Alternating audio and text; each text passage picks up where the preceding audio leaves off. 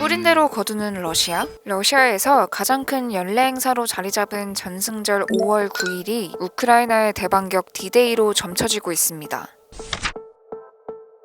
현지 시간 기준 26일 외신에 따르면 러시아 용병 기업 와그너 그룹의 수장인 예브게니 프리고진은 텔레그램을 통해 최근 우크라이나가 바흐무트에 고도로 훈련된 부대를 보내는 중이라며 우크라이나의 반격은 피할 수 없는 상황이라고 밝혔습니다. 와그너 그룹은 현재 우크라이나 동부 지역 최대 격정지인 도네츠크주의 바흐무트에 대한 공세를 주도하고 있죠. 이날 프리고진은 내달 9일 우크라이나의 대반격이 시작될 수 있다고 전망했는데요. 5월 9일은 러시아가 매년 대대적으로 기념하는 전승일로 그는 이날이 우크라이나의 대반격 D-Day가 될 수 있다고 내다봤습니다. 프리고진은 내달 초를 반격 시점으로 예상하며 오늘 비가 내리고 있다. 마지막 비가 내리는 날은 5월 2일이다. 땅이 마르려면 일주일은 더 필요하기 때문에 그때 우크라이나군이 행동할 수 있을 것이라고 설명했습니다. 전승절은 옛 소련이 1945년 제2차 세계대전에서 나치 독일을 상대로 승리를 거둔 날로 러시아와 일부 옛 소련 지역에서는 이날을 기념해 열병식 등 행사를 개최해왔습니다. 전승절에는 시민들이 대규모 거리 행진을 하며 전몰용사를 추모했던 불멸의 연대 행사가 개최되지만 올해는 안보 문제로 열리지 않는 것으로 알려졌는데요. 최근 우크라이나 접경지인 벨고로드주와 쿠르스크주 또한 안보에 관련된 이유로 주 차원에서 주최하는 전승절 열병식도 취소한다고 밝힌 바 있죠.